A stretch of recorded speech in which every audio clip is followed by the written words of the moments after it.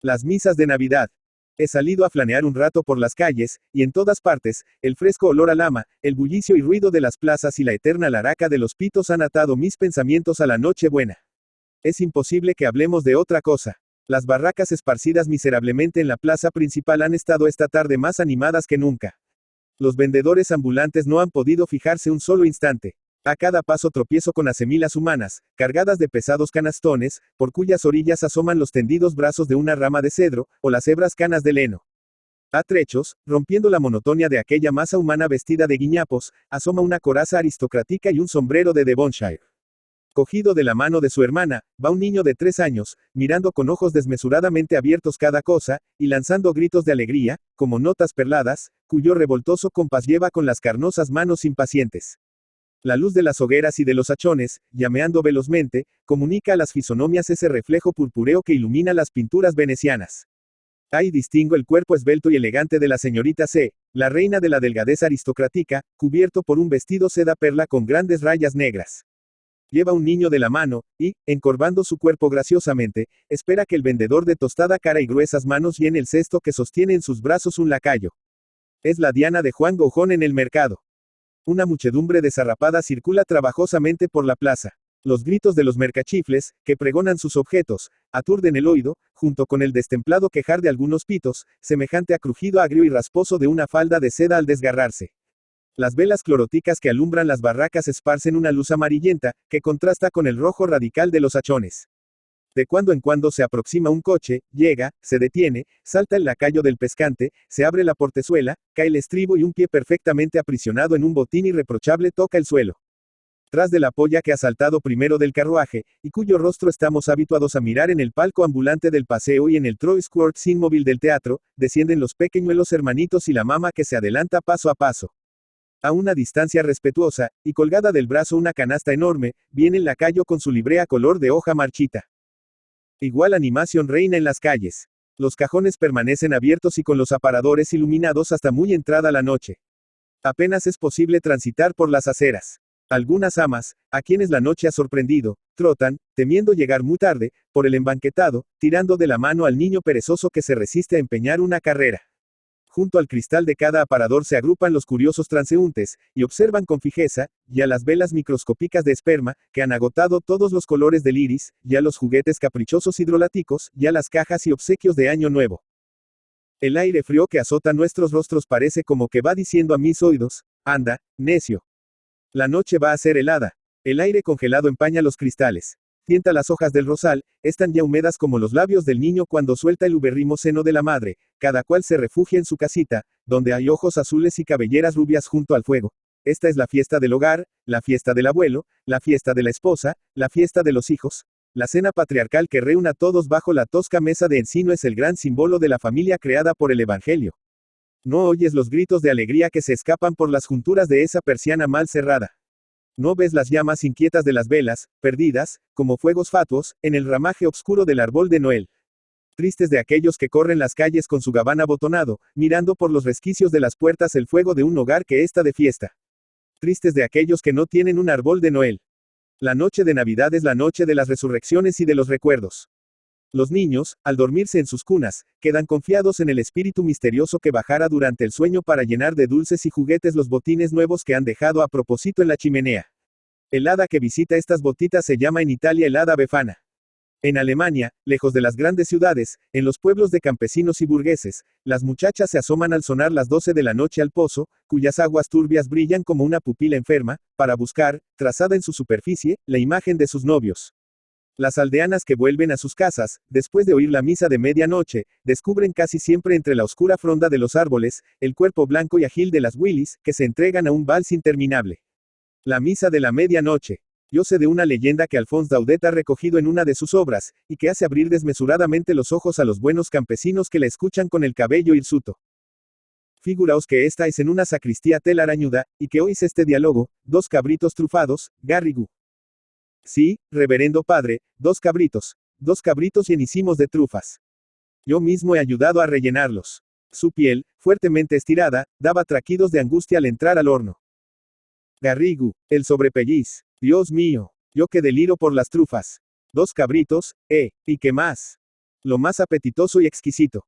Desde en la mañana nos hemos ocupado solamente en desplumar faisanes, pavos y pichones. Una nube de plumas, danzando por el aire, nos rodeaba constantemente. Enseguida vinieron las anguilas, las doradas carpas y las truchas. Truchas, ¿y de qué tamaño? Inmensas, reverendo padre, enormes. Dios mío, si ya parece que las veo. ¿Llenaste ya las vinajeras? Sí, reverendo padre, pero ese triste vino no puede compararse con el que apurareis al acabar la misa, en el castillo. Si vierais en el comedor los tarros y garrafas que resplandecen, llenos hasta el borde de exquisito vino. Y la vajilla de plata, las fuentes cinceladas, y las flores, los candelabros. Nunca, nunca puede haberse saboreado mejor cena. El señor Márquez ha invitado a todos los nobles que habitan en las cercanías, 40, sin contar al tabelión, llegaran a la mesa. ¡Qué afortunados sois, mi reverendo padre! Solo de haber sentido el humo de las trufas, su picaro olor me sigue por doquiera. Vamos, vamos, hijo mío. Dios nos preserve de la gula, y sobre todo en la noche de Navidad. Enciende los cirios y da el primer toque de misa. Ya falta poco para la medianoche, y es preciso no atrasarse un solo instante. Sostenían esta plática en una noche de Noel del año de gracia de 1600 y tantos, el reverendo don Balaguer, antiguo prior de los Barnabitas, a la sazón capellán pensionado de los altos y poderosos señores de Trinquelac, y su ayudante Garrigu, o, para decirlo mejor, el que don Balaguer tomaba por su ayudante Garrigu, pues como más tarde se verá, el diablo había tomado aquella noche la cara redonda y las facciones indecisas del joven sacristán para inducir al reverendo padre en tentación y hacerle cometer el feo pecado de la gula. Así, pues, interín el que se llamaba Garrigu. Repicaba sin tregua las campanas, despertando los modorros ecos del feudal castillo, el reverendo terminaba de revestir su casulla en la pequeña sacristía, ya, algo inquieto por esas tentaciones gastronómicas, y repitiendo para sus adentros, mentalmente, 2 cabritos trufados. Pavos, carpas, truchas. Entretanto, el cierzo de la noche se quejaba afuera, desmoronando en el espacio la alegre música de las campanas. Poco a poco iban surgiendo de la sombra, en la árida pendiente de la montaña, vagas luces que se iban aproximando a la pesada fábrica feudal. Eran las familias de los campesinos que venían a la misa de gallo en el castillo. Reunidos en grupos de 6 o 7, se encaramaban cantando, por la ladera pedregosa, guiados por el padre que, linterna en mano, iba alumbrando su camino. Los niños, acurrucándose junto a las madres, se cobijaban con sus holgadas mantas pardas. A pesar de la hora y a pesar del frío, todo aquel pueblo iba regocijado y alegrísimo, seguro de que, una vez terminados los oficios, hallarían en la cocina del castillo la mesa que se servía todos los años. De cuando en cuando, interrumpiendo la penosa marcha, separábanse los grupos para dejar el paso libre a alguna carroza, que, precedida de 4 batidores, con antorcha en mano, hacia espejear sus diáfanos cristales heridos por la luna. Instantes después, un obediente mulo, que hacía repiquetear sus cascabeles, atravesó trotando junto a los aldeanos. A la luz de las linternas, circuidas de bruma, los campesinos reconocieron al señor alcalde. Buenas noches, señor alcalde. Buenas noches, hijos míos. La noche estaba clara. El frío avivaba el resplandor movedizo de los astros. El cierzo raspaba duramente el cutis, y una tenue escarcha, resbalando por los vestidos sin mojarlos, sembraba como pequeñas cabezas de alfiler en las pesadas mantas de lana, y conservaba fielmente la tradición de Navidad, blanca de nieve. Arriba de la montaña aparece el castillo como el término de aquella caminata, con su masa enorme de torres y piñones, con el campanario de su capilla gótica, incrustándose en el azul del cielo, y con la muchedumbre de impacientes luces, que pestañeaban, iban y venían agitándose en todas las ventanas, semejantes, sobre el fondo sombrío de aquella fábrica, a las chispas que corren y se alcanzan en las cenizas del papel quemado. Pasado el puente levadizo y la poterna, era preciso, para entrar a la capilla, atravesar el primer patio todo lleno de carrozas, lacayos y literas, y alumbrado por el fuego de las antorchas y el rojizo resplandor de la cocina. En aquel patio se oía constantemente el retintín del asador, el estrepito de las cacerolas, el choque de los cristales y la argentería. Todos estos preparativos de la cena y el vapor tibio que llegaba a sus olfatos, trascendiendo a carnes bien asadas y salsas de legumbres olorosas, hacían decir a los campesinos, como al señor capellán, como al alcalde: ¡qué bien vamos a cenar después de misa! Ruilindin. Ya comienza la primera misa de la medianoche. En la capilla del castillo, toda una catedral en miniatura, de arcos entrecruzados y raros enmaderamientos de nogal que suben por todo lo alto de los muros, se han desenrollado todos los tapices y encendido todos los cirios. ¿Cuántos devotos? ¡Qué multitud de trajes! He aquí primero, arrellanados en la esculpida sillería del coro, al alto y poderoso señor de Trinquelac, con su vestido de tafetán salmón, acompañado de los nobles señores invitados.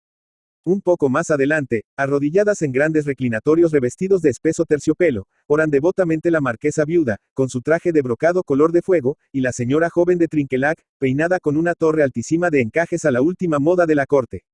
Más abajo se levantan enlutados, con sus mejillas desprovistas de barba y sus pelucas inconmensurables, el alcalde Thomas Arnotton y el tabelión Maese Ambroy, dos notas graves extraviadas entre las sedas deslumbrantes y el damasco espolinado.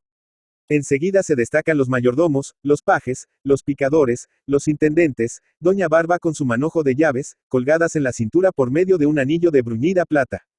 Y hasta el fondo, en las bancas para el pueblo, los sirvientes, los campesinos, los pecheros, escoltados todavía por una multitud de marmitones, que en el extremo de la capilla, junto a la puerta de alto cancel, que a cada rato abren y cierran, vienen a oír algún versículo de los oficios y a traer no sé por qué vago olor de cena a aquella iglesia revestida de fiesta, y cuya atmósfera caldean las llamas rojas de los cirios.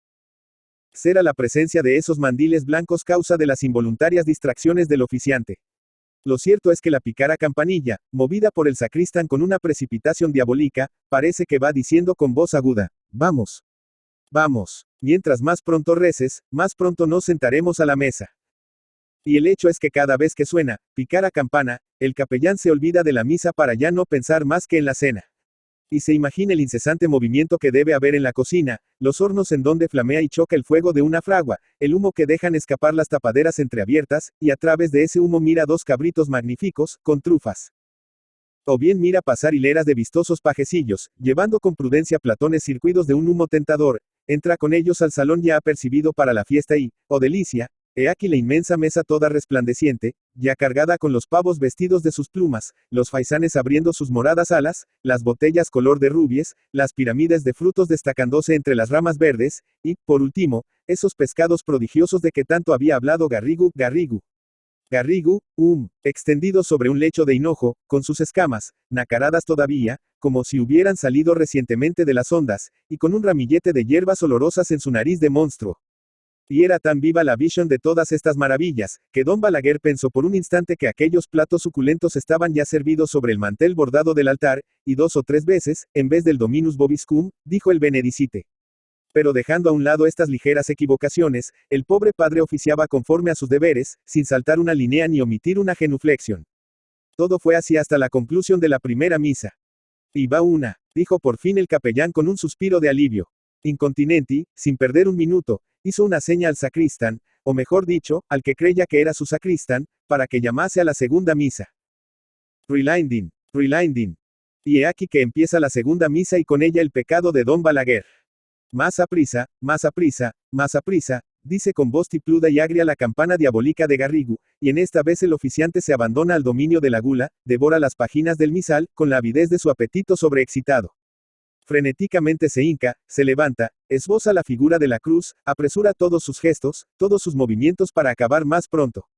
Apenas golpea su pecho con el confiteor, cuando extiende los brazos en el Evangelio. Entre él y el sacristán se empeña una diabólica carrera. Versículos y respuestas se precipitan, se atropellan. Las palabras pronunciadas a medias, sin abrir la boca, porque esto hubiera exigido un despilfarro inútil de tiempo, terminan en sílabas incomprensibles. Como vendimiadores apremiados, que magullan la uva en los barriles, ambos estropean el latín de la misa, despidiendo astillas desquebrajadas del idioma. Y durante este vértigo espantoso, la infernal campanilla, repicando siempre, espolea al desgraciado capellán, como esos cascabeles que se cuelgan a los caballos de posta para hacerlos trotar cosquilleándolos. Imaginaos en qué breves momentos terminaría la misa.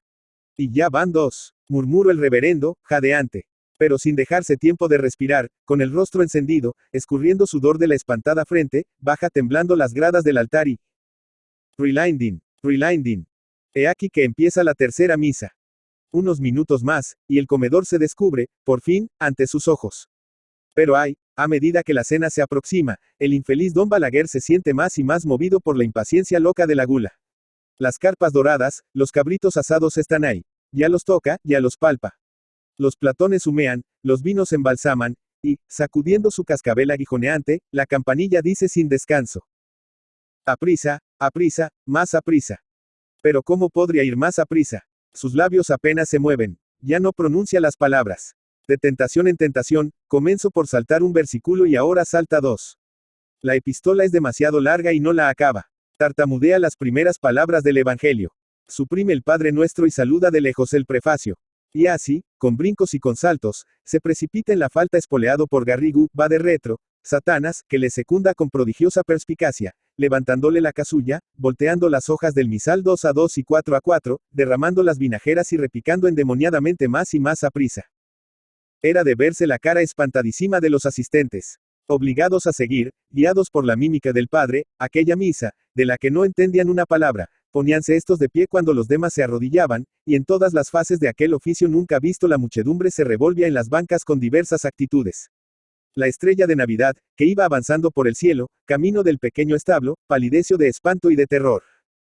El padre reza demasiado aprisa, dice sin detenerse la marquesa sacudiendo su cofia limpia y blanca. El alcalde, con los anteojos de acero cabalgando en su nariz, busca inútilmente en su devocionario el pasaje que reza el sacerdote. Pero, en rigor de la verdad, aquellas buenas gentes, a quien la esperanza de la cena aguijonea, no se enfadan por la precipitación de la misa, y cuando don Balaguer, con la cara resplandeciente, se vuelve al auditorio y exclama con todas sus fuerzas, ite, misa est, el coro a una voz dice, Deo gratias, con acento tan limpio, tan alegre, que parece mezclado y confundido con los primeros brindis de la cena. 5 minutos después, aquella muchedumbre de señores entraba a la gran sala y tomaba asiento en torno de la mesa, presidida por el capellán. El castillo, iluminado de arriba abajo, se poblaba de cantos y carcajadas y rumores, y el venerable clon Balaguer hundió su tenedor en una ala de capón, ahogando sus remordimientos con el vino del papa y el sano jugo de las carnes. Tanto comió y tanto bebió el asendereado padre, que por la noche murió de una tremenda apoplejía, sin tiempo para arrepentirse, y en la mañana llegó al cielo, repercutiendo aún los cantos de la fiesta. Retírate, mal cristiano, le dijeron, tu falta es obrado grande para borrar toda una vida de virtud. Pecaste diciendo indignamente la misa de la Navidad. Pues bien, en pago, no podrás penetrar al paraíso sino después de rezar 300 misas de Navidad, en presencia de todos aquellos que contigo pecaron por tu alta. He aquí la verdadera leyenda de don Balaguer, tal como la relatan en el País de los Olivos. Ahora, el castillo de Trinquelague no existe ya, pero la capilla se conserva aún, erguida y recta, entre el ramillete de encinas verdes que coronan el monte. El viento golpea y bate la puerta de su nida, la hierba estorba en el suelo. Hay nidos en los rincones del altar y en las aberturas de las ventanas cuyos vidrios han desaparecido desde hace mucho tiempo. Sin embargo, cuentan que todos los años, en la Nochebuena, una luz sobrenatural vaga por las ruinas, y que, yendo camino de la iglesia, los campesinos contemplan aquel espectro de capilla, iluminado por cirios invisibles, que arden a la intemperie, entre los ventarrones y la nieve. Sonreíd, si os pléis. Pero un vendimiador de la comarca afirma que una noche de Navidad, hallándose en el monte, perdido en la vecindad de las ruinas, vio. Eriza los cabellos lo que vio. Hasta las 11, nada. Todo estaba silencioso, inmóvil y apagado. Pero, al sonar la medianoche, una campana, olvidada tal vez en el campanario de ruido, una campana vieja, ya caduca, que parecía sonar a 15 leguas de distancia, tocó a misa. Después, por la pendiente del camino, el infeliz trasnochador vio sombras indecisas agitándose y linternas opacas que subían. Ya cerca de las ruinas, voces salidas de gargantas invisibles murmuraban, buenas noches, señor alcalde. Buenas noches, hijos míos. Cuando la copa de fantasmas penetró al interior de la capilla, el pobre vendimiador, que es bravo mozo, se aproximó de puntillas a la puerta, y viendo a través de los maderos rotos, presenció un raro espectáculo. Todos los fantasmas que había visto pasar estaban alineados en derredor del coro y en la ruinosa nave, como si hubiese bancas y sillones todavía. Y había entre ellos grandes damas vestidas de brocado, con sus cofias de encaje, caballeros repletos de bordados, y labradores de chaquetas floreadas, tales como debieron usarse en la época remota de nuestros abuelos. Todos con aspecto decrépito, amarillo, polvoriento y fatigado. A cada rato, las lechuzas, huéspedes y en la capilla, despertadas por la luz, hacían su ronda en torno a los cirios, cuya flama subía vaga y erguida como si ardiese dentro de una gasa. Y era cosa de ver un personaje, en cuya nariz acaballetada cabalgaban unos anteojos y acero, moviendo a cada instante su peluca negra, sobre la que se había parado una lechuza, batiendo en silencio sus enormes alas. Ala en el fondo, un viejo de cortísima estatura, puesto de hinojos en la mitad del coro, meneaba una campana sin badajo que ya no producía sonido alguno, en tanto que de pie, junto al altar, revestido de una casulla cuyos dorados estaban ya verdosos, parecía decir misa un sacerdote cuya voz no producía rumor ninguno. Era don Balaguer diciendo su tercera misa. Manuel Gutiérrez Nájera. Manuel Gutiérrez Nájera, Ciudad de México, 22 de diciembre de 1859, y 3 de febrero de 1895, fue un poeta, escritor y cirujano mexicano, trabajó como observador cronista. Debido a que trabajó en distintos hospitales, utilizó múltiples seudónimos, no obstante, entre sus contertulios y el público, el más arraigado fue el Duque Job. Se le considera el iniciador del modernismo literario en México. Se le considera el dios del modernismo literario en México. Perteneció a una familia de clase media. Sus padres fueron Manuel Gutiérrez de Salceda Gómez y María Dolores Nájera Huerta.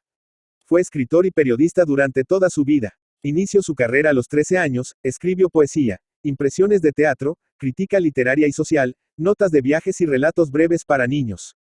El único libro que vio publicado en vida se tituló El Duque, una antología de cuentos a la que llamó Cuentos Frágiles, 1883. Gran parte de su obra apareció en diversos periódicos mexicanos bajo multitud de seudónimos: El Cura de Jalatlaco, El Duque Job, Poc, Junius, Recamiar, Mr.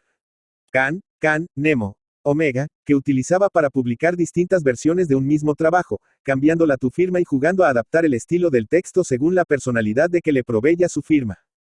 Gusto de lo afrancesado y de lo clásico, habitual entre los intelectuales mexicanos y la alta sociedad de su tiempo. Nunca salió de México y en pocas ocasiones de su ciudad natal, pero sus influencias fueron escritores europeos como Musset, Gautier, Baudelaire, Flaubert y Leopardi. Siempre anheló unir el espíritu francés y las formas españolas en su obra.